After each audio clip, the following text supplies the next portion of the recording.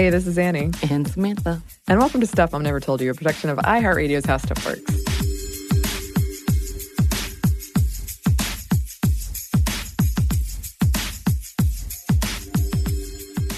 Well, every time we do these intros, I have to think about it. Right. Because the other show I do, we do the intro differently. Right. And it just trips me up every single time. Well, and for me, I don't know why that silence for me brings in random thoughts. And then I start laughing at my random thoughts. I was singing a song in my head as you were saying it. And I really just wanted to sing it. And I'm like, there's no reason for me to do this. There are plenty of reasons. There are plenty, but this one just doesn't fit at all. Okay. It's just the last song I heard as I was coming, in to record, so. The last song I heard before I came in to record was Come As You Are by Nirvana. Mm. Yeah, it was on shuffle, and that's what I got. Oh. Yes, but we're not talking about Nirvana today. We are following up on an episode we did a couple of weeks ago about the history of female clowns. And for that episode, we really wanted to get actual clowns to come in and speak about their experiences.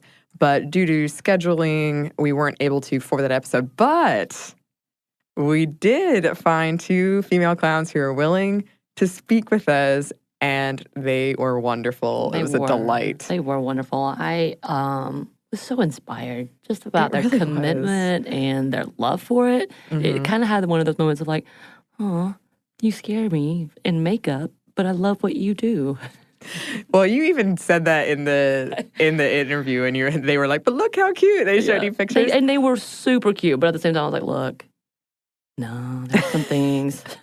No, they were amazing, and they were so passionate, and they're so loving. Yes, the empathy they had to have alone, and just the things that they have to handle. Mm-hmm. And I'm not even really trained, as in like the profession, as a counselor would, or a doctor, any of that, to be in that world. And they just sacrifice. And because they're there, they're there often. Yeah. 4 times a week or something. Mm-hmm. And I was just like, wow, that's a lot to be in that. And again, they told so many amazing stories because kids are amazing. Yes. And it was one of those interviews right after we stopped recording. They told like another amazing story, and we were kind of bummed that we had stopped recording. I was like, why did we stop recording? Yeah. It was such a good story. They also did magic tricks, and there were bubbles.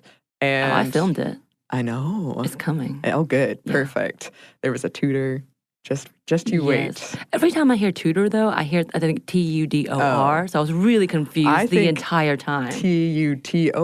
Oh. We're not talking about either of those in this case. No, it's literally Tooter. Mm-hmm. Very important tool. So you're going to hear all of this and more. So let's get into the interview. Okay, so I like to start these with a very basic hi, thanks for joining us. Could you tell us a bit about yourselves, who you are, what you do, why you're here?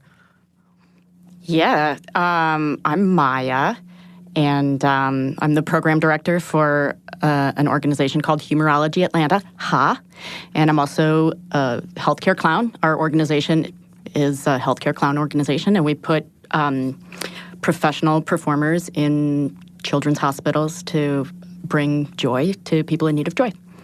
So that's what I do in the hospital. I'm Dr. Mimi. Mm-hmm. Very serious and professional. Yes. Clown. And,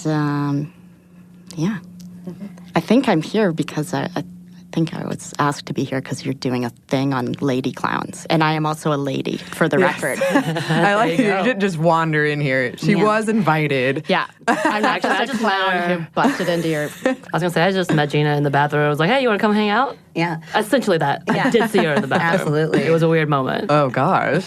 Not the first time for me, though. It literally was like, oh. It won't be the last. She's coming to see me. Turn back around. Those weird bathroom moments. Anyway, and you? Hi, I am Gina Rikicki, and I am one of the healthcare clowns with Humorology Atlanta. My doctor name is Dr. TBD. to be determined. 40 years old. She still doesn't know what her name is. Please don't tell people how old I am. Please stop this. Sorry. We have had She's many clearly discussions. not a day over 22. Yeah. No, Thank you. Everyone listening at home, I have glistening, dewy skin, and I look very young. Yes. And I'm also an improviser and an actress and a writer. But this is kind of my main gig and definitely the one that I love the most.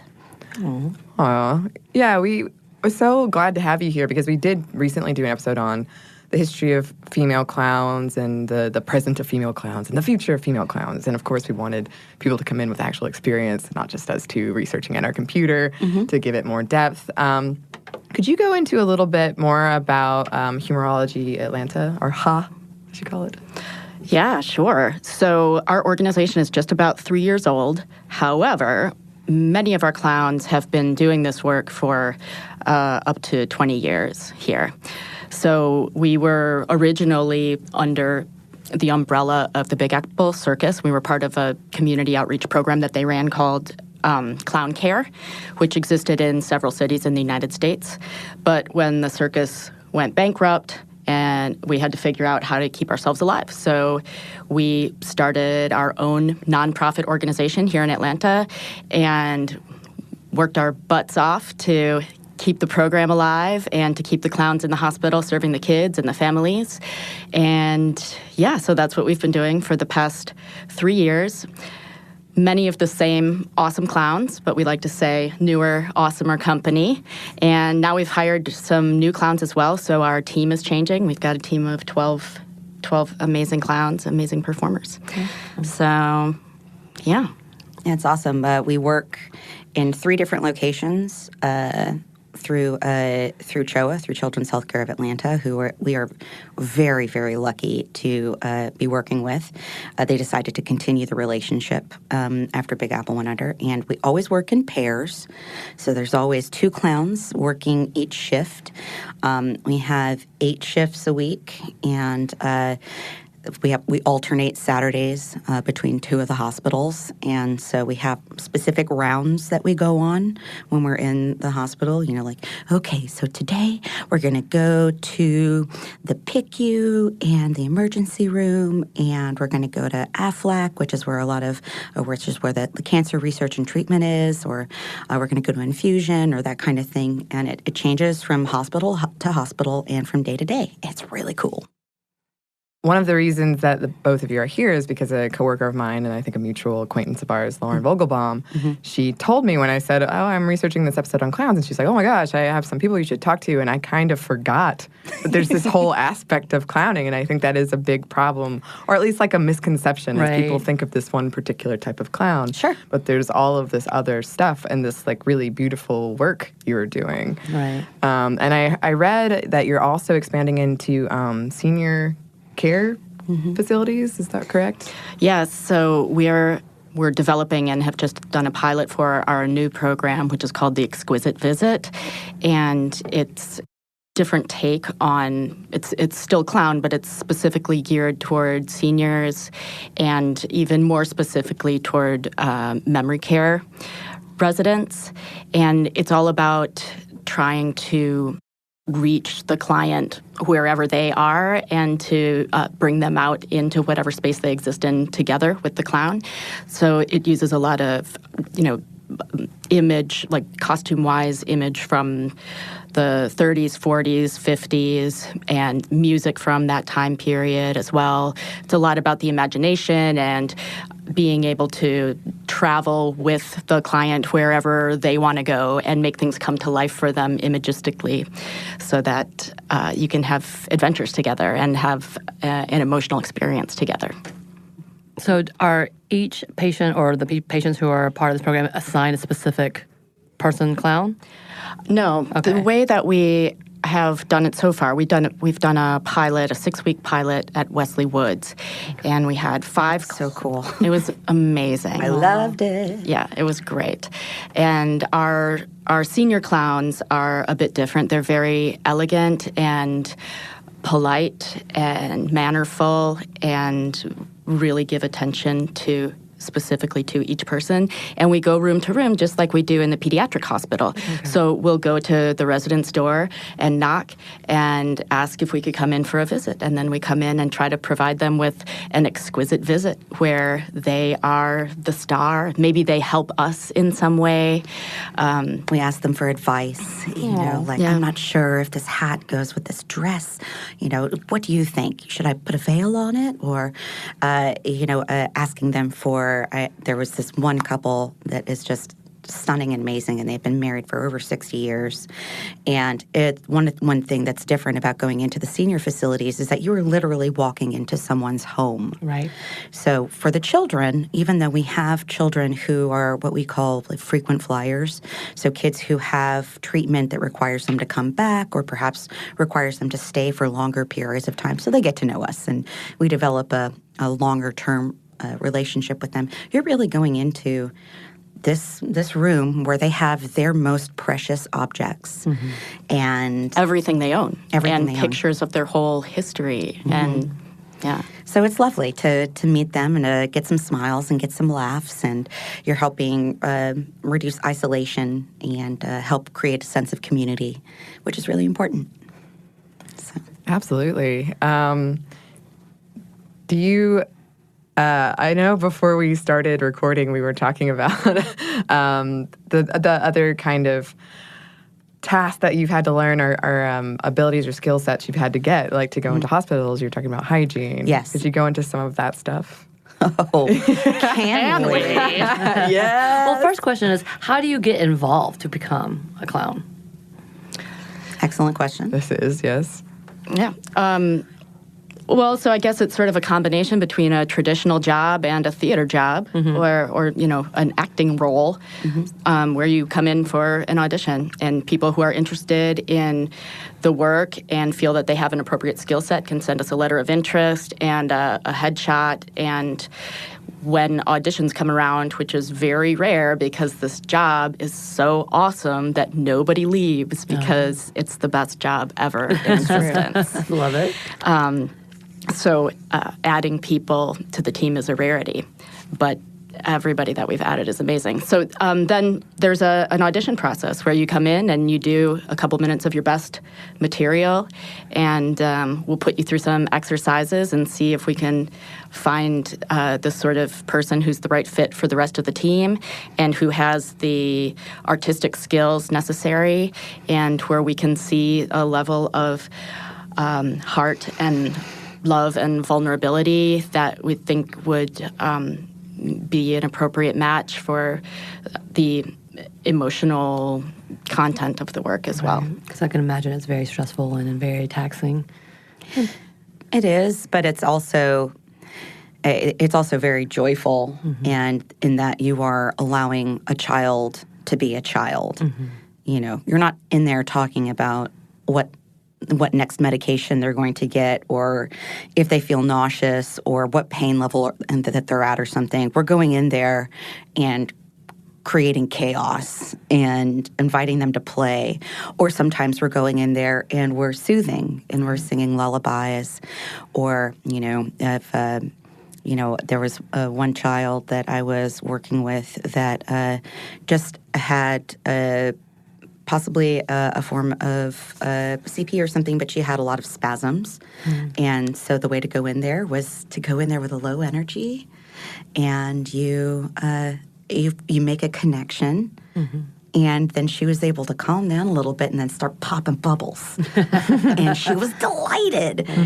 She was laughing, and her caretaker was shocked. And that's one of the other wonderful things is when we go in there and we surprise the parents or the caretakers, because maybe this is the first time that the child has smiled in weeks, or laughed, or gotten saucy. Or even moved or responded or tracked something. Yeah. It's awesome. It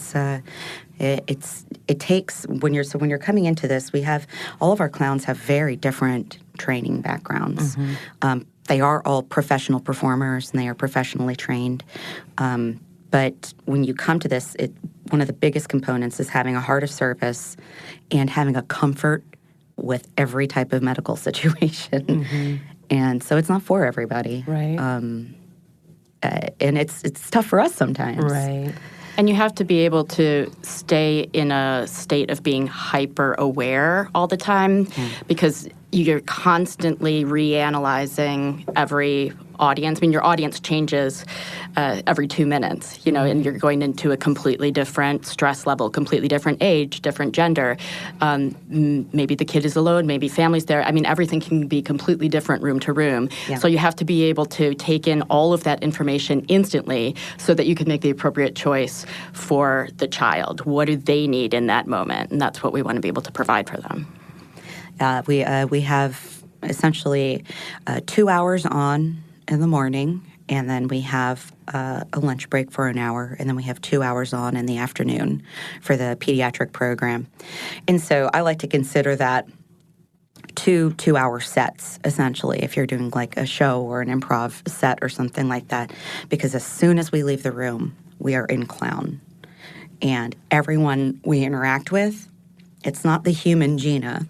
Mm-hmm. It's Dr. TBD. It's Dr. Mimi. Mm-hmm. We're still able to have adult conversations when we check in with the nurses because we do perform check-ins every time we go to a new unit so that we can get kind of a temperature for the floor or places we definitely should not go, right. Or maybe perhaps information that will help inform how we approach the child. So if the child has any delays or sensory issues, we like to just know about those. We don't need to know a diagnosis. Mm-hmm. We just need to know where the kid is at. So if the kid perhaps has a visual impairment, let's go in there with a lot of sound. Mm-hmm. Let's engage them with music or, fart noises. Yeah. Which Dr. Mimi brought her. That's one of my specialties. I noticed that you had a couple of things, and I was like, what are these things? Oh, yeah. These are, this is for work. This is for my work stuff. This is and we all laughed. We all did. Yeah. Andrew's not laughing. He's not listening. Yeah, okay.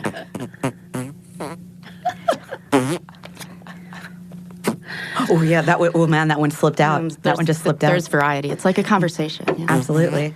Yes. This is very impressive. Thank you. You might have, I feel like I have a really weird job, but, the stuff I have to buy and search, but you might have me beat. It's not a competition. We're all weird here. It's true. Sorry, y'all. I'm pulling out my camera. I was like, why am I not taking pictures of this stuff? Okay, keep going. Yeah, keep tooting. Keep on tooting. This is great. I don't think, you might be the first props we've ever had. She came prepared, sweet. man. Yeah, I got some more stuff in my bag, guys. Oh my gosh. If we need to get crazy out here, we can. Yeah. I didn't bring my roll of TP, which I'm regretting I brought now. TP. Did you bring TP? Good. I feel like this is just always prepared clowns, right? You got to be prepared. I always carry TP in case we have to TP somebody's room. Yeah, that's fair. Yeah. So if we go into a room, and especially if the kid isn't there and we know them, then we like to TP their bed, TP the room, so that when they come back from maybe having x-ray or having a procedure or something, they know the clowns are in there messing things up. Or like a teenager who's on their laptop or something. Mm-hmm. We're just pretend we're not even here and just roll just TPing the whole room. I love it. That's good. I did that with one kid the other day, and he was just, because there's this beautiful time in a person's life where they are so over everything around them. Right. Because they're preteens or they're teenagers. A lot of times the teenagers think that they're too old for us. A lot of times the preteens are just so embarrassed that we're even in there. So we TP'd this kid, and he did not look up from his phone the entire time. The mom was losing it. She was laughing so hard. And then we were just like, okay, thanks. All right, cool. See you later, buddy. Close the door. I'm sure that's valuable, too, for the mom. Right. Yeah. Right. Yeah. To have a moment. And that kid cracked up the second the door shut. Yeah, exactly. And the mom was able to go over and maybe poke him and just be like, come on, you didn't think this is funny? Yeah, at least a couple of good pictures had to be made right there. So out of curiosity, how did each of you personally get into this position, this type of, this is what I want to do? Obviously, you guys love it, and you have a lot of empathy for this job. How did you get here? My story's much shorter than hers, so Maya, you go first. All right. So I'm also a founder of an amazing theater company here in Atlanta called Out of Hand. And one of the things that we did with this company was a lot of ensemble training. And so we brought trainings in from all different places. And this was like my thing. Mm-hmm. Like I loved training, ensemble creation, group physical work, physical theater was my jam. She's a big nerd, guys. I'm a little good company there. It's wonderful. Theater nerd. No, you're, it's wonderful. You're at home here then. So Sweet. Thank you, nerds. So, we had to learn a little bit about clown in college, in undergrad and stuff, and I was like, it's fine, but it wasn't something that I really thought of as something I needed or wanted, or, I always wanted to do ensemble creation or maybe Shakespeare. Those were the things that I loved. But then we did some clown work with some of my colleagues that I'd been working with for a really long time, and just seeing them in some of the basic exercises that it's all about working on vulnerability and allowing people to see into you and to have an emotional conversation with the audience. This was something that I hadn't really seen in that way and wasn't necessarily the way I'd been introduced to clown. And I saw something new in performers that I thought I knew their whole bag of tricks and like exactly how they would do everything, which I found fascinating. And I thought, well, there is something to this. So then I nerded out and read a whole bunch of stuff about clowning and tried to go find trainings and, look into all that sort of stuff. And I got a little bit not obsessed, but I got excited about it. And I started to really see the great value of it for me as an actor and how it's foundational, really, for an actor to be believable on stage. And I heard about this gig, this healthcare clown thing, because a couple of my friends were doing it. It had just started in Atlanta, I guess. They were a year or two in. And eventually auditions came around. And I was like, I'm totally going to audition for that. Just purely because I wanted to learn more about clowning. It's not that I didn't care about the kids at that time, but I kind of had blinders on to that part, like the service element of the job. And I just wanted to learn about the artistic element of the job. But then I started doing it, and then she discovered that she has feelings. Yeah. And my mind kind of exploded because I've always thought that art was good for people, and that by being a performer, I was giving something, but not like this. Right. This is just totally different, and it's a whole new kind of challenge, and it's the perfect intersection of art and service and heart, and it kind of blew my mind, and so I wanted to get better and better at it, and I got so frustrated about it because I just wanted to be really great at it. And I had a great mentor on the team, Vincenzo Tortorici, who was our leader at the time. He was really inspiring as well and really helped me on that journey. And then I left the team for a while to go get my graduate degree in England. And she's smart, y'all. and have a baby. Because they have a deal over there where you can get 2 graduate degrees and get a free baby. I don't know if you guys know about this. Whoa. So I will not be going to my school. It's all about shepherd's pie. Yeah, that's what me and my husband did. So we came back with a baby and 2 graduate degrees. But luckily, I was able to study clown and stuff some over there too, and I got to come back on the team, and I was just ready in a whole new way as an artist and as a mom, and I just can't imagine being without it now. I love it, and I'll do anything I can to keep it going and keep it growing and keep it getting better, and to try to get us serving as many more people as we can, anybody who's in need of joy, Mm-hmm. So that's awesome. That's lovely, yeah. All right. So I've been in training and acting since I was about 13 years old. But, we were talking a little bit before about how I lived in New York. So I went to school in New York, and I lived in New York, and it just burned me out, man. And so I eventually, my parents, who I'm super close with, they were down in Atlanta. So I reached a point in my 20s where I was just like, you know what? Thanks, New York. It's been real. Bye. So I moved down here. But I have been, for most of my adult life, I was always working some sort of day job.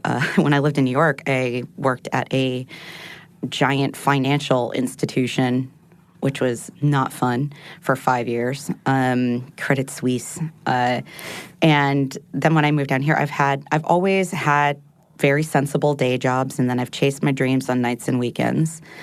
And then I hit this one point where kind of everything that I thought I was moving towards, like, kind of fell apart, right? And then I was like, you know what? I'm just going to freelance. I'm going to be a freelance person. And so I was freelancing for a while and doing, essentially like freelance acting gigs and all that kind of stuff and trying to pick up work. Then one of my buddies who was on the team was like, you should really come and audition for this. And I was like, okay, sure. I have my BFA. I love acting so much. It is. If I'm not creating something, then I don't feel right. Everything feels off in my life. And so I was like, man, I don't know. Like, children love me, but I've never wanted to have any myself. And I've always been like, I enjoy children with a time limit. And, so I was like, I do know. If there was a child crying in public, I'd be like, oh my gosh. Kind of that insolent, petulant type of reaction.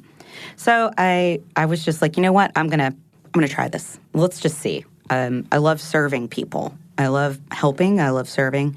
So let's just see if it works. Somehow, I got an audition, and I did a partially improvised monologue based on a comedic character that I had done in a show. And that's my thing. Is I love comedy. I love doing comedy, physical comedy. I've done some clown training, but I just love outrageous physical comedy. Guys, it was so funny. I laughed my face off. It was so funny. And it was about Botox, which made it even funnier. Yes. Awesome. I was lucky enough one of my buddies, Topher Payne, who is a local playwright, wrote this one role that I did.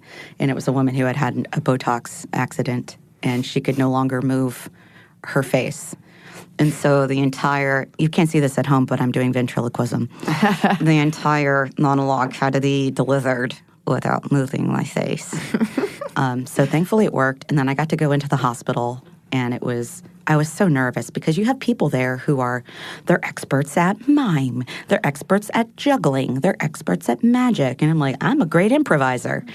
And I can make a joke out of just about anything. And so I was very lucky that I got to go in there and audition, and somehow I made it onto the team. The callbacks were in the hospital, so we do bring people into the hospital environment before we... that makes sense. So I was kind of walking around, and I was like, all right, okay, cool. My grandmother was in a nursing home for like 16 years, so I'm very comfortable with medical environments and with long-term care environments and that kind of stuff. So I went in there, and I loved it, and I learned about hand washing. Yes. Guys, we're going to talk about that in a second. Yes, we have to. I really need it. But one of the things that I discovered, so, I made it through that, and then they were like, all right, come on to the team for a probationary period. We had a clown come down from New York City, and she was working with us as sort of like a training week and that kind of stuff. And I remember sitting at lunch in our then dressing room at one of the hospitals, and I started crying because, number one, I'm a soft touch, but number two, it was the first time that I understood that there was a reason that I had been given the gifts that I have, and that there was actually a place for them to be used to make people's lives appreciably better. Like, I sang a hungry infant to sleep. Like, she couldn't be fed because she was going to have surgery or something, who knows. But her grandmother was holding her, and I sang that baby to sleep, and I was like, whoa, what? What? That is a thing I can do? Are you crazy? And the person that I was with at the time, Dr. Notwright, when we walked out of the room, he looked at me and he's like, you got the touch, buddy. He's like, this is for you. And it was just one of those things where I was like, oh, of course, this is what I'm sure I should be doing this, guys. So it's been a real learning experience. And there are highs and there are lows. And there are really tough days and there are really just ridiculously fun days. But any day that I get to do it, I'm so grateful. So about that hand hygiene, guys. Well, that was beautiful. Oh, Yes. thank you. That's amazing. These are stories that I would have never thought of when we were doing the clown special or the clown episode special. Clown episode. I'm not It was gonna lie. special. It was. I did say, please don't let them dress up because I do. I'm one of those people who does have a fear of the clown. You have a little the phobia. Yes, I do. I probably have a pretty good bit. I also told the story that with Anney, there's a very big backstory to that. That was a negative experience on top of my experience at a circus with a guy coming after me. Just different things. The Joker. However, The Joker. I listened to it. Right. Yeah. So it's just different things. But aren't you That the was one her, who the Joker, pushed him? Oh, you're the one who pushed him. him. Oh, okay. No, I had another backstory that was too negative that I'm like, I'm the negative Nelly of the group between the two of us, but I'm like, I'm not going to add this one. But no, so in general, I'm just like a little, actually, absolutely petrified to the point that even today, someone in full garb, I shrink away. But look at your these costume. clowns. Yeah, this makeup. Clowns are adorable. They are adorable. You guys are not on that level, but part of the things that we were talking about was it. Yeah, I know. and we're about to start dealing with that once we go into the hospital. But let's remember, guys. Yes. It is not a clown. It's a spider. It's a spider. It's a monster spider. thing. It's yes, true. Yes. I was thinking about that the other day. I was like, spiders should be the ones getting all Yeah, of us. arachnophobia. A lot And more to be people are fair, scared of spiders. That is true. I'm not as scared of spiders in that letter because I can actually stomp one to death. That's the. Yeah. Oh, I like spiders. But If spiders they can chase me, I'm sneak up gonna on go you. after you. Yeah. If I they mean, try to yeah, come near me. if there's a saucy one, then Yeah, if they're hanging out in the corner, then I'll leave them be. But if it's coming at me, or if it's hanging above me where I know it's about to drop on me, we're gonna have a fight. And guess who's going to win, And I'm guys? gonna freaking win. We have a lot more to discuss with our wonderful interviewees, but first we're going to pause for a quick break for a word from our sponsor.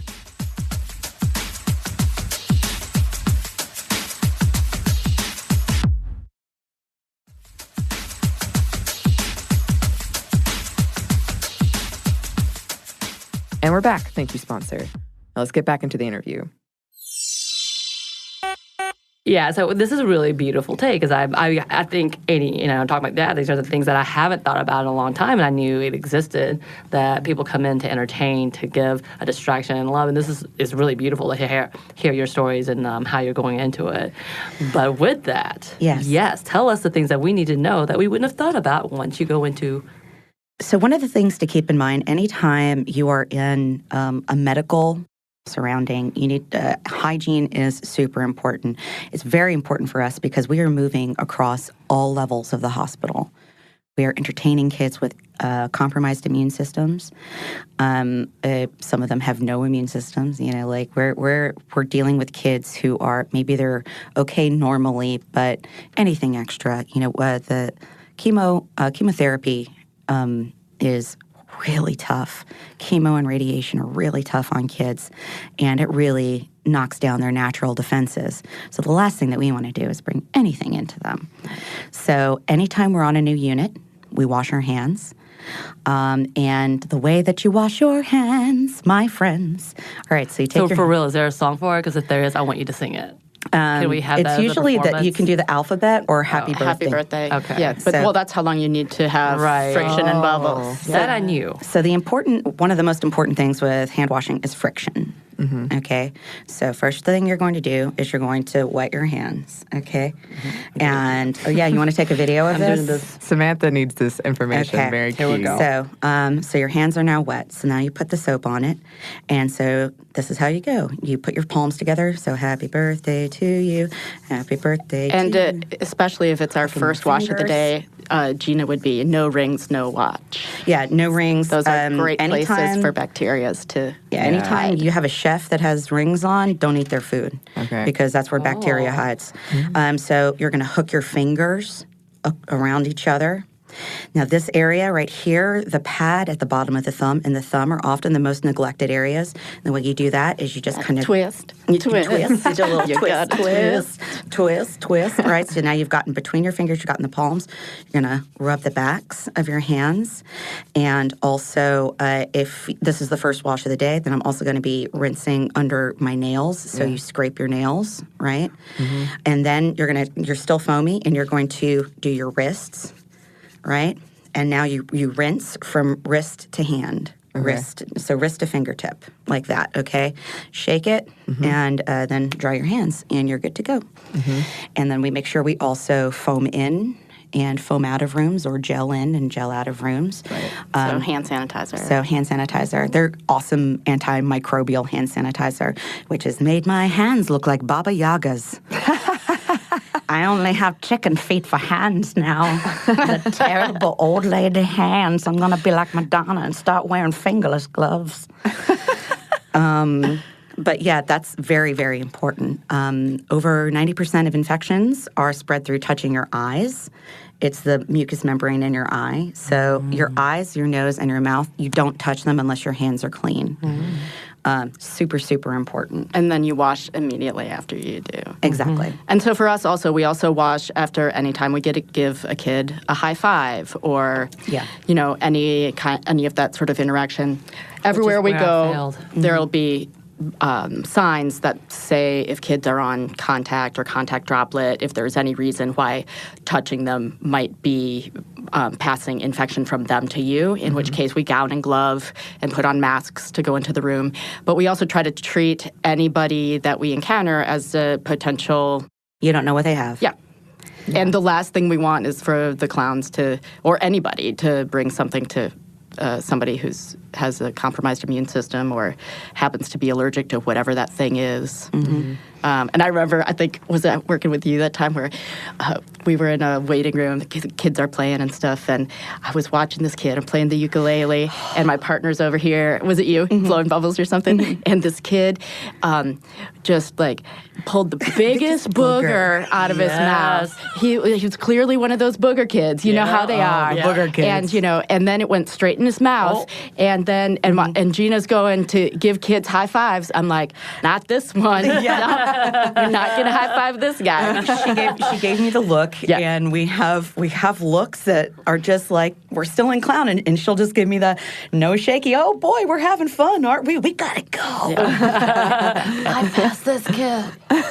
I mean, there are some gooey children. There are some gooey children. And that is a great descriptor, gooey children. Yeah. They got those sticky hands and they got sticky faces. They still want to have fun, though. Of course. And sometimes they come up and they touch you and you can't stop them. Yeah. And then we have something called Oxivir, which is a fantastic antimicrobial spray that we use, medical grade, and we can spray our costumes. We also have another cloth props. Cloth we have a props. bunch of different things that we use. Yeah, I might need y'all around for the Dragon Con next year. I got to tell you, one of the biggest things with Dragon Con that I always tell my friends, the way to avoid the con crud, okay?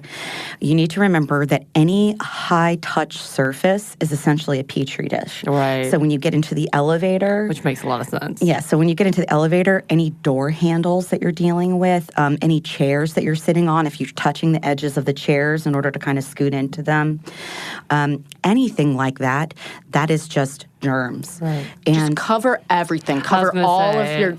And don't breathe. Yeah. Just use a hazmat suit as your cute outfit. In my head, I'm just a pic, how you see the germ sequences in different shows. Yeah, all I see is darkness and green goblins coming at me. It's like, what is this? Annie, you did not do a good job to prepare me on that level. I would like to say that. Look, I can't control everything. We just met you, but we want you to fight. I love it. Yes. I love it. So the big key, guys, is you just need to wash your hands. You do not need antibacterial soap. Regular soap and water is just easily the best defense. Purell is great, but it is not as good as hand washing. So Purell does not kill everything. Purell is great as an intermediary type of thing. But you should think about this with things like gas pumps. Right. being in this job, I'm constantly just like, so anytime I need to touch my nose, I will take a fabric and I try not to touch my face at all anymore, which also helps with breakouts. Yes. Adult acne's the worst. I was going to say, your skin is glistening. Thank so you. I don't It's know what second you're time talking we've said about. that. It's dewy. I'm young. See? Yes. But it's not oily. Like, it's wonderfully done. Oh my gosh, wow. thank you. Oh my gosh. You guys are so I'm just nice. saying. So we got the hand washing part. What other parts of clowning should you share? Talents, what activities that you do, whatever. What is something we may not know? Well, we have rehearsal with the whole team, all 12 clowns, about once a month. And we also have an annual conference that we go to where we do skills exchange with clowns from other cities. More like clown friends. What? Wait. Where is it usually? Is it in one location or does it move around? Last year it was in Atlanta at the Center for Puppetry Arts. hey. Yeah, and it was Fun. Fabu. And 2020 conference will be in Dallas. Oh. Yeah. There's one of our conferences is We happening might in be Dallas there at too. a similar time. Nice. So The podcast weird. conference and the clown conference come together. Yes. The end. Now it's just going to Yeah, be that's sweet. the apocalypse. The end.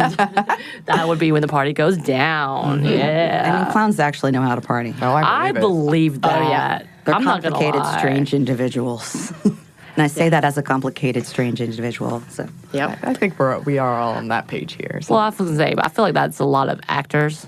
Yeah. In general, they're just so vibrant in personality and just the way they think is different from me, probably. who is very analytical. And I'm like, what is happening? And that's okay. And like actors find opportunities. I'm like, yeah, okay, that made sense. I wouldn't have seen that. Anyway, Punchline scramble. Mm-hmm. You have your Oh, yeah. bubs. She's got bags of props. Wait, you have a whole bag? Well, No, but you know, I have my a purse. I love that. I call it my bag of props. I've always got at least a tooter and a squeaker and some Tooter and a bubbles. squeaker. You never so, know like, when. Here, so fist bump me. So this is one of our big things. Cute. It will blow a child's mind. Yeah. I Oh, yeah. guarantee you. Yes.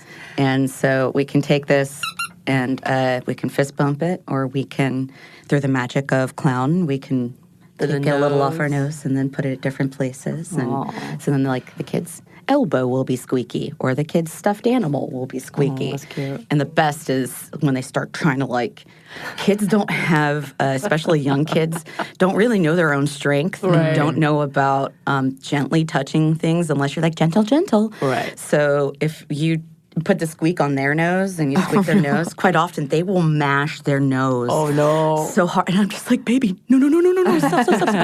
Oh, and I should also say, as an addendum, when I used to hear children crying, I would be like, oh my gosh, Right. let me go. Now, anytime I hear a child in distress, I'm immediately drawn to it. Yeah. And I want to figure out how I can help. It's a sea change, and it's a 180. I'm like, hey, let me just tap dance for you. Do. I was going to say, so when you see like kids that are staring at you at the airport, you're actually putting on a whole show while everybody else is a little like trying not to look at the kid. Sometimes we have a thing called check your shoes, Yeah. which is essentially look down, are you wearing your clown shoes? Oh. So if we're not on our shift, we're just normal humans, which means, well, okay, normal. But this is just some strange middle-aged lady who's making goo-goo faces at your baby. And trying to fist bump your 2-year-old. Yeah, Right. and it's so there are some times where and then if you try to explain to them afterwards, oh, I'm sorry, like oh no, I'm a hospital clown, then it just gets weirder. Yeah. That's not Sure. it's not the right So introduction it's not to as the like Right. self-explanatory as you think. Everybody's Yeah. going, okay. Yeah. I mean, and it's right. You know, I am a big fan of parents, guarding their children. Right, as Yeah. they should. From strangers. As they should, Sure. yes. But kids zero in on our faces, though. It's like they know that we're Right. Keebler elves to play with. Kids at restaurants. So they try to make eye contact. They just know. Yeah. This person will play with me. Yeah. So we have squeakers, we have bubbles, we have magic tricks.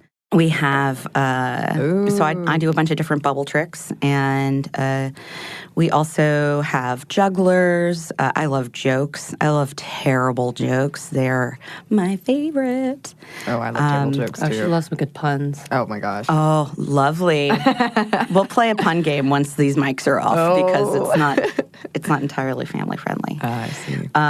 But yeah, we'll do things like something called a French pass with these noses, where you put it on your finger and then you're getting the kid to look at it and then you're making it disappear, right? And then I toss it over to her and then she's got it in her pocket, and then I cough it back out and it's in my hand or something like that. Okay, so you got me. Are you looking for it? Yeah, you got me. I was like, I had a moment like, what just happened? Exactly. Where'd it go?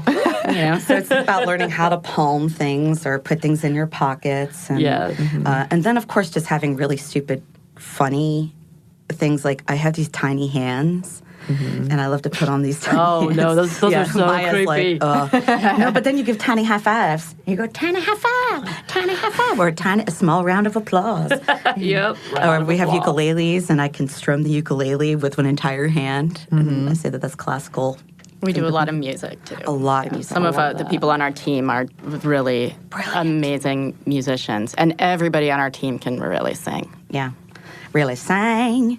I was going to say, you've been doing some good singing, which I appreciate because I do that often just on our podcast. I'll just randomly sing things out and everybody looks at me funny. Yes. And then tells me to stop because of copyright stuff. Yes. You know what? Don't let them dim your shine. Thank you. Say that it's covered under parody. Yes. Yeah. Don't hide your light under a I don't bushel. actually know the words of these songs. I'm just humming it. Just keep it under 30 making, seconds and you're right. okay. And I'm making up words to it because I forgot the actual lyrics. Exactly. That parody, guys. Are these things that you knew or that you picked up when you got into this? The palming and magic tricks? Oh, no, skills exchange. Yeah, and it all depends on the clown and what your background is. I mean, some of our clowns' primary backgrounds are mime or juggling or puppetry or improv or acting. But I mean, not everybody comes from an acting background. It's really quite a variety. So some people came in with magic out the wazoo, and then that was great for everybody because Bill Smith, Dr. Not Right, who's not on our team anymore, unfortunately. He lives in Tennessee also and was making the drive. He was making all the way here. An extremely from Nashville. long drive. from Gatlinburg. Yeah. But he's an amazing magician and was so very good. generous about sharing his skills and taught us all French drop. And if there was anything else you wanted to learn, he'd teach you a card force or, help you improve whatever dumb magic you were working on. And then Tom Pierce is a brilliant mime, and him and Tim Satimi, who's another one of our clowns, they're both wonderful mimes, and so they've helped work us, when we have our rehearsals and stuff, they'll help teach us how to do certain mime things, because one of the great things about this is that you are working with someone who has a skill set that you don't have, and you are finding ways to create bits with them. And you're finding ways to make yourself look stupid and make them look wonderful. Or make them look stupid and make you look wonderful. Or get the kid on their side, or get the kid on your side, or get the kid to hate both of you, to have fun continually kicking you out of the room. There's a million different ways to try to find ways to blend all of these different skill sets. Ron Anglin is like a master there's this Chinese yo-yo, which is also called the Diablo. It's insane because it looks like it's going to hit you. And it's all swinging this thing around, and then he can make it bounce on it and do all these crazy things. And so fun. And this is a huge, it takes up a lot of space, but he'll go into a kid's room and do it because he's got such great control. So it's quite impressive. Is it Dr. Tiny? Dr. Tiny, I was looking up at that. Yeah, he's just like, and that adds an element of danger to a room, which is also exciting. Right. But he's a professional. So it's been one of those wonderful joys to, you're getting to know all of these different partners and share jokes and share tricks and come up with different things one of my things lately has been I really love to draw on the paper towels, and then maybe I'll tear it up, and then they have a puzzle. Or I'll make a list that keeps getting longer because the paper towel dispenser keeps getting longer. So we have to keep writing a list of advice on how to be a cool teenager, or things I'm going to do once I leave here, or ways I could improve my outfit. I got that from one kid. One kid was like, I don't know, you don't really look like a clown. And I was like, okay, cool. So what do I need to do? And they essentially described Ronald McDonald. But it was like bit by bit. Like, you need red hair. You need big red shoes. You need to be a man. I love using the elements that are in the hospital room like that, though, like using the paper towels or the gloves and stuff like that. And that's part of, we try to keep that in the back of our minds also because it's part of demystifying the hospital environment for the kids. So if we can turn this thing, like the glove, that they're used to having just be put on for something scary to happen or for something uncomfortable to happen, if we can turn that into a fish and blow bubbles and have the fish swim through, then maybe that'll be more fun. I was working with one of our new clowns, Dr. Googie, the other day, and we were on oncology, and there was a woman, she was crying. It was a mom or a grandmother. She was crying really hard and talking very quickly into her phone in the hall. She was speaking Spanish, so we didn't know exactly what she was saying. We just had a little bit of an idea of what she was saying. And in oncology, you always have a little bit of an idea. Right. Yeah. So Googie went and took a paper towel and folded it very beautifully into a paper rose. And we didn't say anything to her or anything. He just walked by and handed her this rose, and we walked on. And, sometimes that's the right kind of moment to provide for somebody. Mm-hmm. And then the next room we encountered was this boy about 4 or 5 years old, and we knocked on the door, and he opened it, and then he hid behind the door, and we looked for him a little bit, and then he popped out and was like, ah, and we were like, oh my God.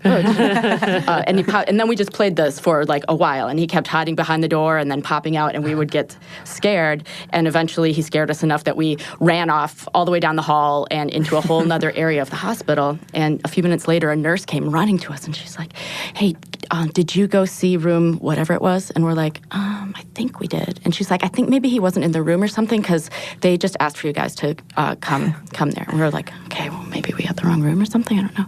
So we went back there, and we're about to knock on the door, and we looked at each other. We're like, oh, this is the kid that chased us all the way down the hall. So, and he opens the door, and he says, you get your butts in here. Yeah. And so we looked at each other, and we went, okay. And we walked to the doorway. We lifted up our coats, and we just stuck our butts into the room. And then we ran off again. And I'm like, how did we go from like this beautiful rose to sticking our butts into this kid's room? Like, what is this job? It's so amazing. Oh, that's fantastic. We have just a little bit more for you listeners, but first, one more quick break for a word from our sponsor.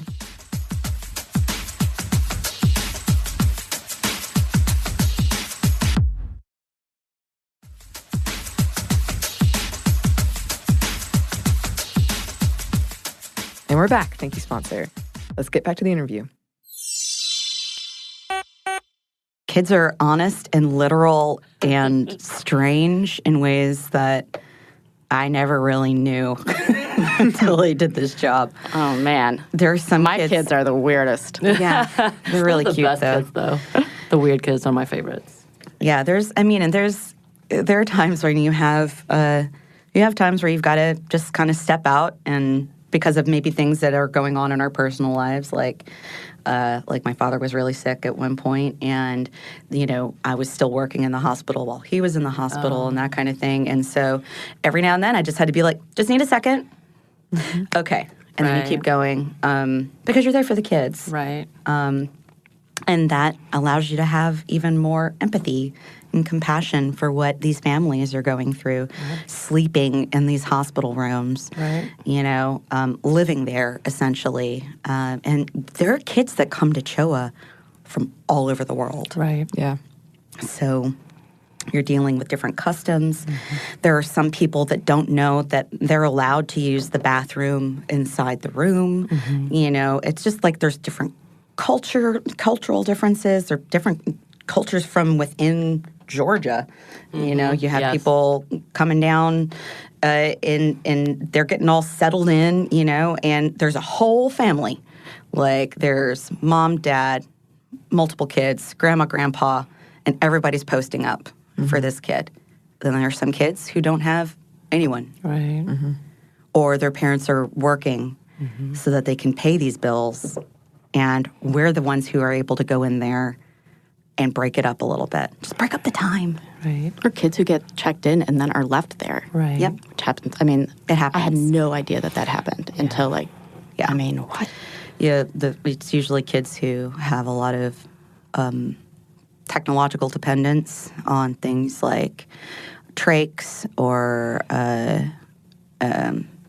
complex medical stuff, and the family's just like... They can't handle it. They can't handle it, and they're like, well, you're at a place where people will take care of you, and then the children are there for months and months and months, and the nurses are trying to help them get into foster care, and it's you learn about a lot of different realities. Right.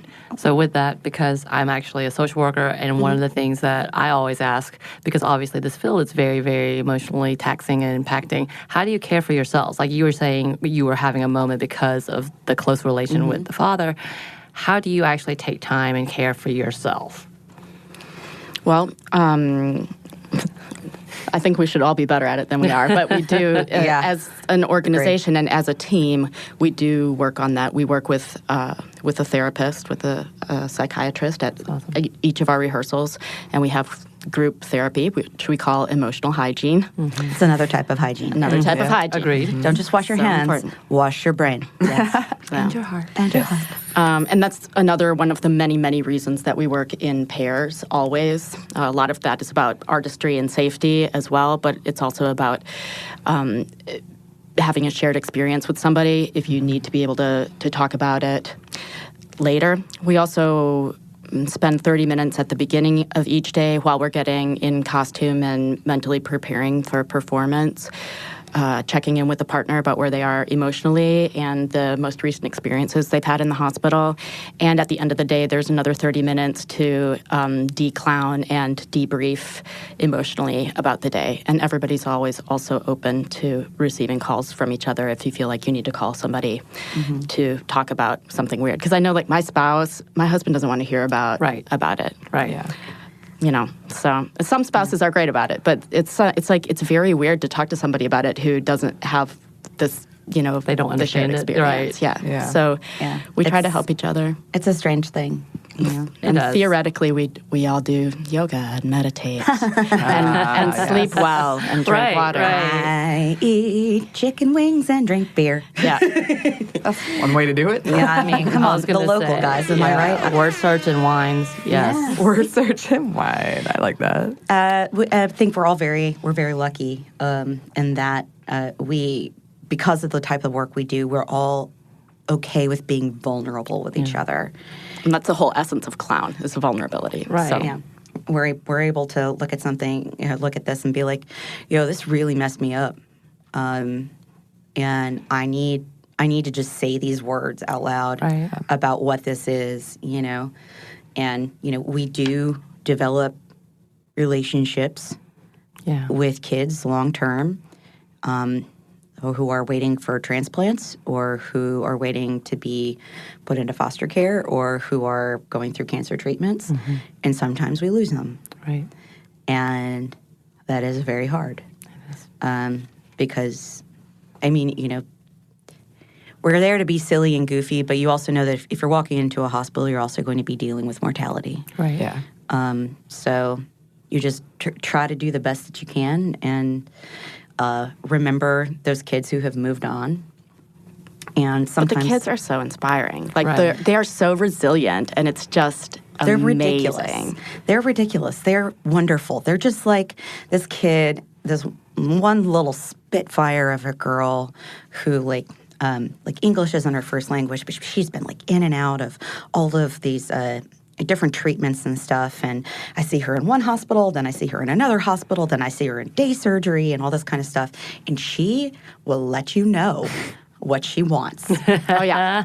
Once they get to know you, they learn that they can boss you around, and that's awesome. She'll look at you and she'll go, show me a trick. And I'm like, well, what about this one? I already seen that one. Oh. She's like, you go over here. You go over there. You go over here. What's in your pocket? And she comes up and she's like face first into your jacket. I carry a fanny pack now, and she's like, what's in this? No.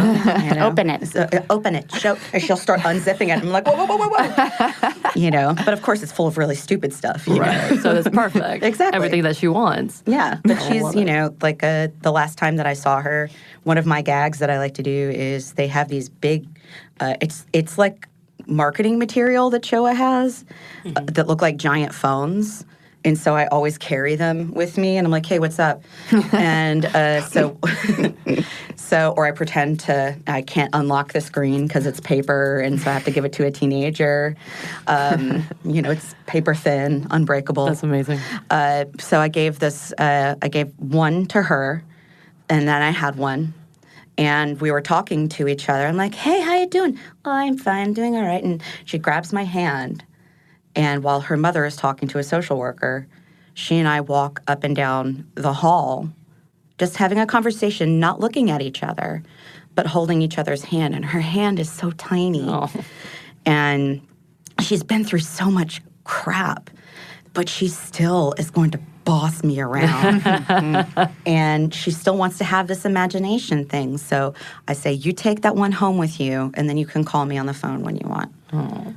You know, so I don't know, it's awesome. Like, I still don't want to have kids, but I consider all the kids at the hospital to be my kids. I understand you completely. Yeah. They're so awesome. There was this time when Gina and I, we were going to into a waiting area, or the playroom, I guess, in rehab. Rehab is one of the places that I feel like we can really do a lot of good. It's really tough, but we're very grateful to be there. Yeah. And we were going in there, and there was a girl who was on a stand-up wheelchair, and she was painting at this table.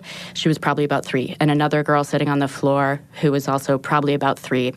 And she was playing with something. She had something between her legs. She was playing with it. And I looked at her sleeve, like her right sleeve, and it was empty. And I was like, oh, okay. I didn't know if she had her arm strapped in for healing purposes or something, or if she didn't have an arm. And I saw Gina getting ready to blow some bubbles, which is a lot of times our first entree for kids.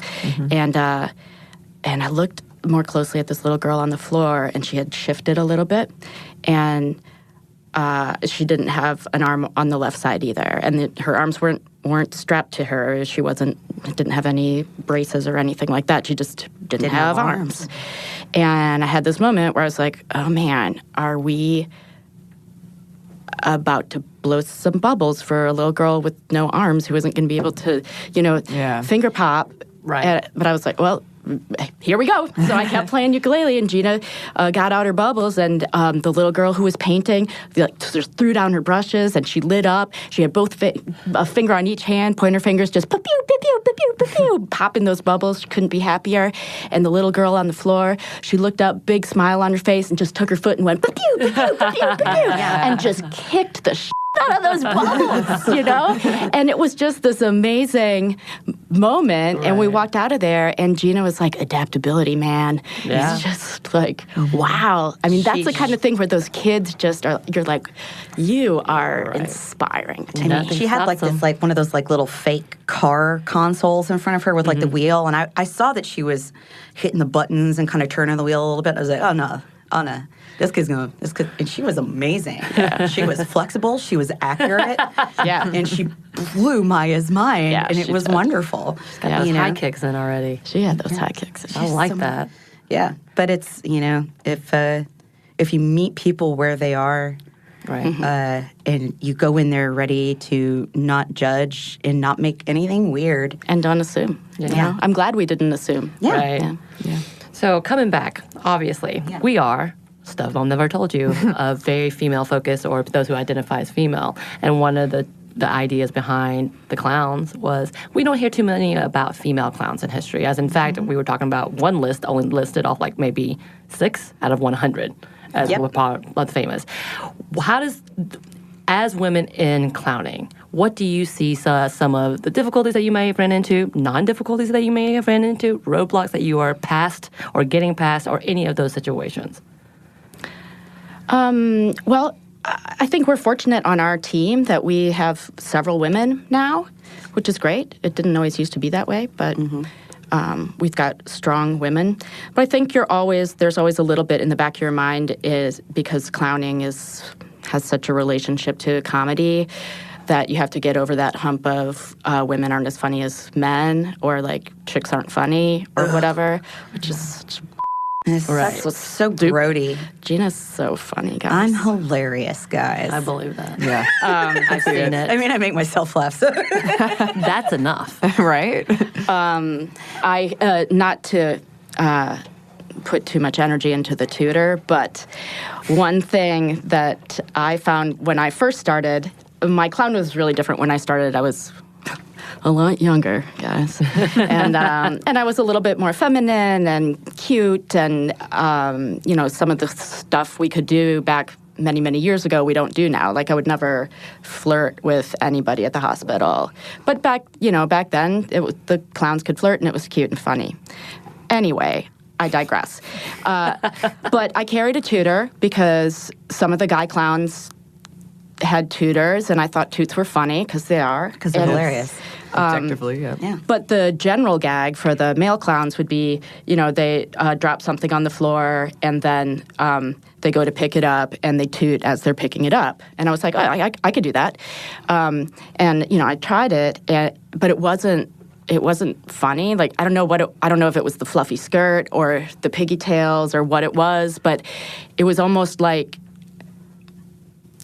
my audience was just 2% concerned that maybe that really happened. And they felt you were too worried and embarrassed and awkward for the cute little girl clown who maybe just tooted. And I was like, come on, guys, this is funny. Yeah. So, I kept trying to figure it out, and but it wasn't really working for me. And then I was walking with my partner back to the dressing room one day, and there were some staff folks standing around. And I went up to this guy, and I was like, hey, man, does this sound real? And there was this silence, and then they all just cracked up laughing. And I was like, because there are other ways to use it. I don't have to toot like my partner toots. I can toot like I toot. That's right. And so then I found a whole bunch of different ways to use the tutor for various contests, and even just like interrupting my partner constantly. And if I do it enough, then people are very clear that it's a joke. Oh, yeah. Got it. Got it. Yeah. So, for me, that's one thing I guess I had to realize is that there are things that are socially constructed to be more inappropriate for women in general than for men in general, and that finding ways to overcome that the way a female can is really fun, and that in trying to learn how to be a clown, I don't have to learn how to be a guy clown. I have to learn how to be my clown. Oh, guys, that rhymed. Yeah, that was a good one. So good. Oh my gosh, I got to write that down. You I do. feel like that's the tagline for your life. Right? Yeah. Gotta be my clown. I gotta be me. Yeah. I come from the improv world, which has traditionally been very male dominated. Right. And improv and theater. I work at Dad's Garage Theater in town, and that has also gone through kind of a major change with bringing more women and more diversity and that kind of stuff into the fold.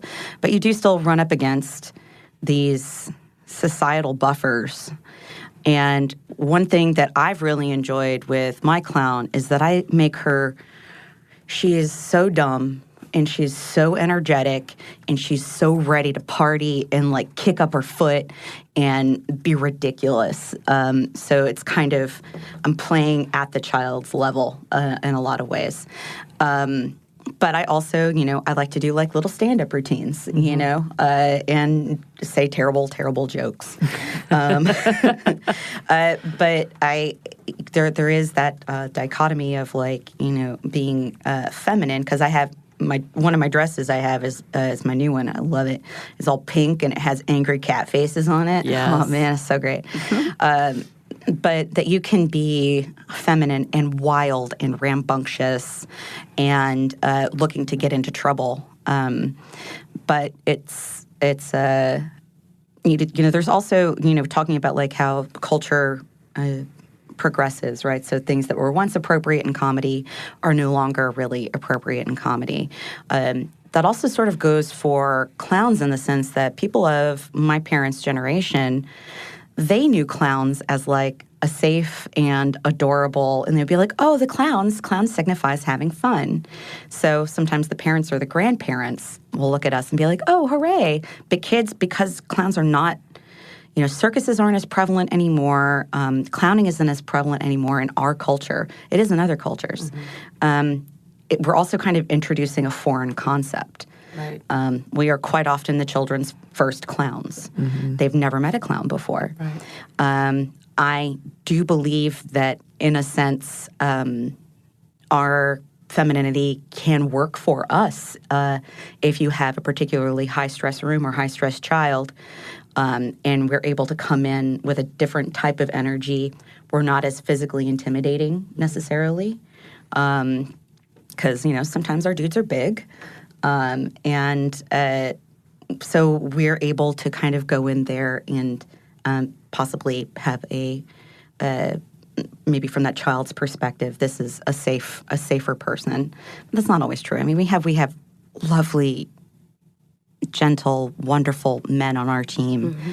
And they all are trained and really knowledgeable about making themselves appear smaller or more approachable or more gentle. And so, I mean, they're wonderful. Yeah, they're really wonderful guys. So if you're able to kind of build on that image, but I don't know, like Punky Brewster is one of my heroes. Right. For I know there are people out there who don't know who that is. I forgot about her. That is a crime that people don't know. Soleil Moo Fry. Yeah. As Punky Brewster.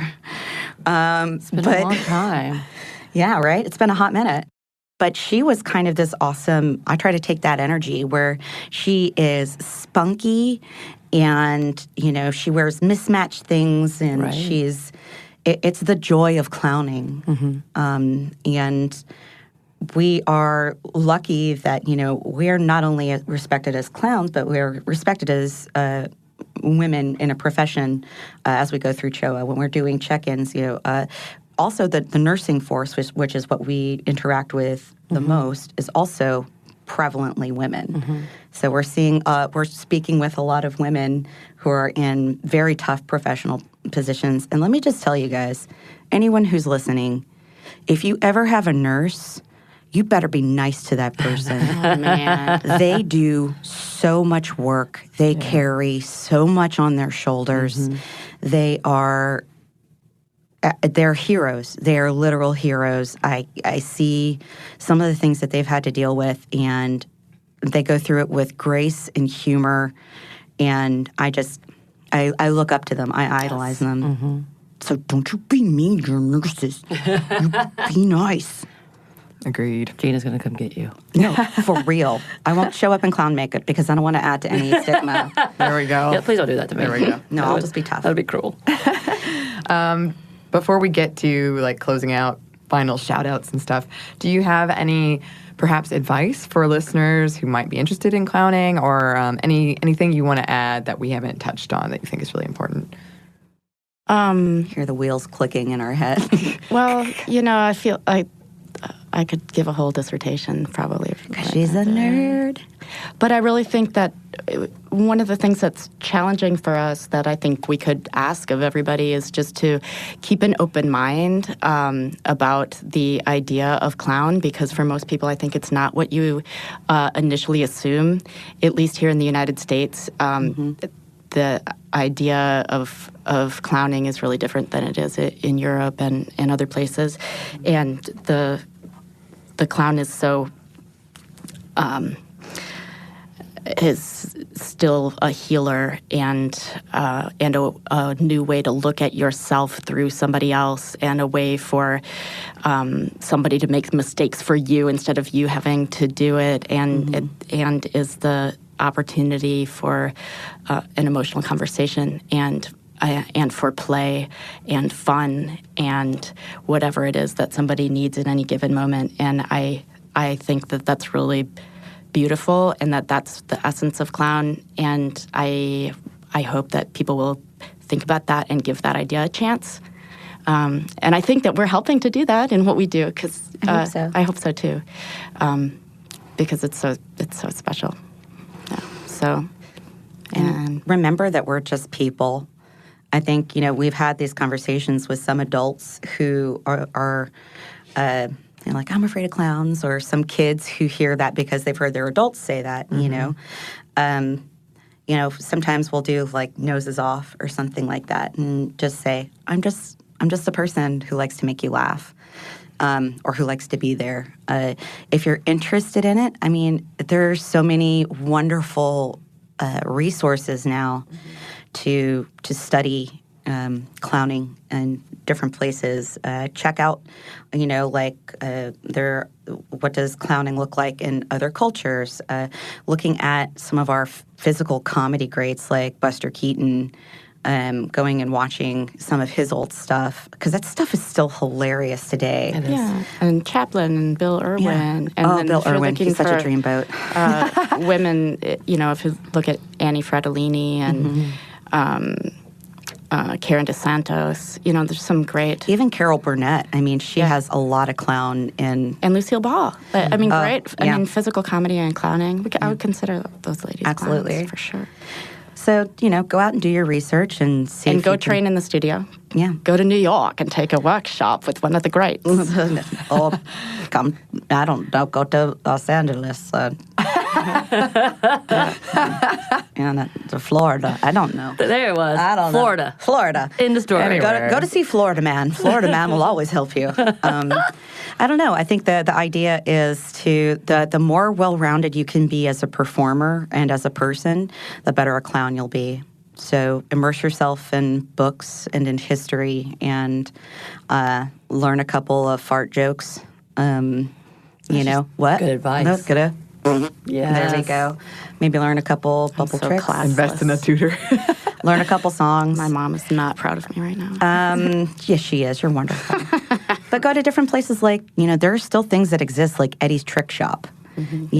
These awesome like little magic stores, or I love Costumes, Etc. is another great resource in Atlanta, where you can go in and, like, when I was a kid, I used to go into Spencer's Gifts and buy like the snapping gum, or like the can of peanuts with the snake in it. I've always been a goofy weirdo. I taught myself ventriloquism as a child because I thought it might make me popular. It didn't. It was Montgomery, Alabama, and I was already weird enough. Yes. And then I buried that memory until I needed it as a professional 20 years later. And it got you a job. It got you a job. Botox monologue. Absolutely. So, I mean, I would say, building on what Maya said, the thing that will make you a wonderful, bankable performer is the thing about you. It's that it's you. It's what you're bringing to the table. So maybe you don't want to work in a hospital, but there are innumerable other ways that you can use the art of clown to engage people and to bring joy. Because, guys, I don't know if you noticed, but the world is a little bit of a garbage fire right now. Things are really scary. So any way that we can bring joy and comfort and connection to other people is it's the best. That's lovely. I'm so glad we got to have you both on here, because I feel like I have learned a lot, and I hope that listeners will learn a lot and appreciate this. Yeah, it's definitely changed my perspective. Yes. For sure. Yes. So how can people find you? Maya? Yes. So you can go to our website, which is humorologyatlanta.org. WeFancyYall.org. Ooh. Yeah. And you can feel free to contact us there. But I think probably, especially for more of you younger folks, if you want to get us on the Facebooks. Or Instagrams. Or Instagrams. We're on the Let me Instagram. make sure I say this right. So on Facebook, we are Humorology Atlanta Ha. So come check us out there. On Instagrams, we are Humorology Atlanta. All one word. Jace. Cases don't matter. Jace. And we have some videos on our YouTube channel as well, if you want to check it out. You can. Yeah. Yes. Yeah. Totally. Go check that out. And we will definitely link it to the episode when we publish this for sure. Oh, cool. I'm so And I don't excited. know when you guys are publishing this, but if you're publishing it before September 21st, we are having a huge performance. All of our clowns are performing on the 21st for So our... if you guys want to come. Yeah, if you guys want to come, you're invited. There's going to be everything from Diablo to some hilarious dancing, traditional clown bits, less traditional clown bits, juggling, Singing. you name it. Just some It's good gonna old happen. clowning around. Clowning around. And it's I'm our so proud of you for saying that. it's our annual fundraiser, and all proceeds go to help bring more joy to people in need of joy. Where is So it at? It is at Holy Innocents Episcopal School in their Performing Arts Center. Okay. It's in Sandy Springs. Yeah, it's actually like super nice, guys. It's really cool. Yeah, it's somewhat fancy. Yeah. All right. And there's free parking. It's totally air conditioned. How you like It's a that? great place. You sold me. Is I there know, right? adult beverages?